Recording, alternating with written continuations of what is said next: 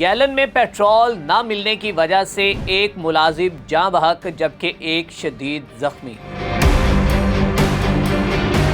ناظرین، یہ افسوسناک واقعہ پیش آیا ہے سیالکوٹ کے علاقہ حاجی پورہ میں، جہاں پر گیلن میں پیٹرول کے انکار پر 2 ملازموں اور 2 مسلح افراد کے درمیان لڑائی جھگڑا ہوا، اور یہ لڑائی جھگڑا جو ہے وہ بعد میں اس قدر جو کہ قتل و غارت میں بدل گیا۔ اب معاملہ کچھ یوں پیش آیا ہے کہ حال میں آپ جانتے ہیں کہ کچھ چند گھنٹے پہلے جو ملک کے اندر تقریباً پیٹرولیم مصنوعات کا بحران پیدا ہو چکا تھا، جبکہ یہ آرٹیفیشل تھا، مصنوعی تھا، یا پھر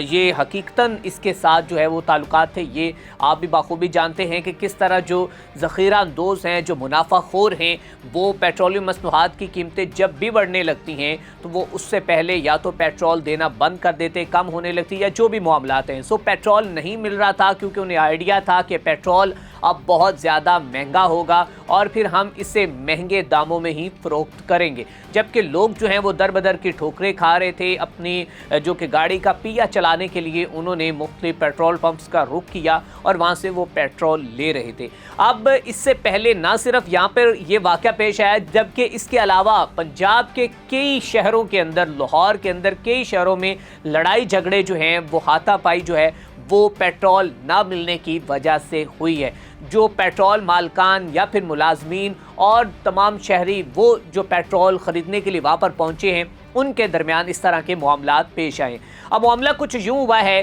کہ یہ خواجہ منیب اور اس کے ساتھ ساتھ خواجہ عبداللہ، یہ دونوں بھائی جو ہیں وہ سیالکوٹ کے علاقہ حاجی پورہ میں ایک پیٹرول پمپ پر جاتے ہیں اور وہاں پر انہیں کہتے ہیں کہ ہمیں گیلن میں کھلا پیٹرول چاہیے، جبکہ وہاں پر موجود جو 2 ملازمین ہیں، جس کا نام ایک کا سبطین بتایا جا رہا ہے اور دوسرے کا نام حسن بتایا جا رہا ہے، انہوں نے کہا کہ ابھی پیٹرول کی قلت ہے، ہم آپ کو پیٹرول گیلن کے اندر نہیں دے سکے، جبکہ یہاں پر جو ہے وہ دونوں کے درمیان بحث و مباحثہ ہوتا ہے اور بحث و مباحثہ لڑائی جھگڑے میں تبدیل ہوتا ہے، اور لڑائی جھگڑا جو ہے وہ ایک زندگی کو ختم کرنے میں تبدیل ہو جاتا ہے۔ اب معاملہ یہ ہوا کہ دونوں کے درمیان جیسے ہی لڑائی جھگڑا ہوا تو اس کے بعد مسلح افراد جو ہیں، جس میں منیب، خواجہ منیب اور عبداللہ جن کا نام بتایا جا رہا ہے، وہ اس قدر جو ہے وہ مشتعل ہوتے ہیں، اور مشتعل ہونے کے بعد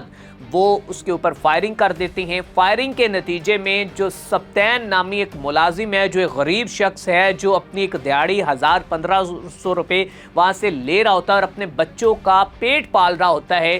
وہ فائرنگ کے نتیجے میں موقع پر ہی جاں بحق ہو جاتا ہے، جبکہ اس کا دوسرا ساتھی جو دوسرا ملازم حسن بتایا جا رہا ہے، حسن اس فائرنگ کے نتیجے میں زخمی ہوتا ہے اور اس زخمی کو قریبی ہاسپٹل میں منتقل کر دیا جاتا ہے۔ ناظرین کرام، اب معاملات کچھ اس قدر پاکستان کے اندر جو ہیں وہ خراب ہو چکے ہیں، یا پھر مہنگائی جو ہے وہ اس قدر بڑھ چکی ہے، کرایوں میں اس قدر اضافہ ہو چکا ہے کہ لوگ جو ہیں وہ ڈپریشن کا شکار ہو چکے ہیں، لوگ ذہنی تناؤ کا شکار ہو چکے ہیں، اور وہ حیران ہیں کہ آخر ہمارے ہاتھ جو ہیں وہ ان حکمرانوں کے گریباں تک تو نہیں جاتے، ہمارے ہاتھ تو ان فیصلہ سازوں کے گریبانوں تک نہیں جاتے، ہم ان کو تو نہیں پوچھ سکتے، لیکن یہ لوگ جو فرسٹریشن کا شکار ہو چکے ہیں وہ آپس میں ہی گتھم گتھا ہو رہے ہیں، آپس میں ہی ایک دوسرے کی جان لے رہے ہیں، آپس میں ہی ایک دوسروں کو مار رہے ہیں، اور اپنا جو وہ میں بھی اس سے جو ہے وہ سکون شاید وہ لے رہے ہیں کہ اپنے آپ کو ذہنی جو ہے وہ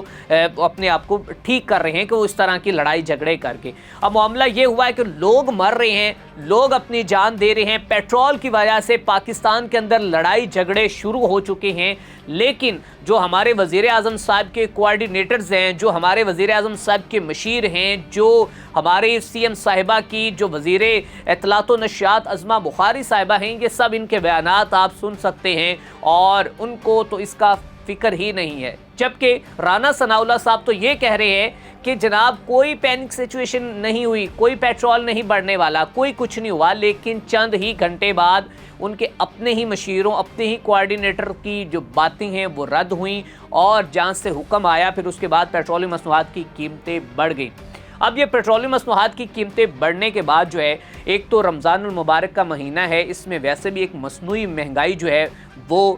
کافی حد تک بڑھ جاتی ہے، انکریز ہوتی ہے انفلیشن، اور اس کے بعد آپ کو بتائیں کہ جو عید آ رہی ہے قریب. اب غریب لوگ جس نے 322 روپے کا پیٹرول ڈلوانا ہے، آپ خود سوچیں کہ اگر ایک شخص ایک دن کا 1000 روپیہ یا 1500 روپیہ کماتا ہے تو وہ اپنے بچوں کی فیسز کہاں سے دے گا، وہ اپنے گھر کا گزر بسر کیسے کرے گا، وہ جو راشن کس طرح لے گا، وہ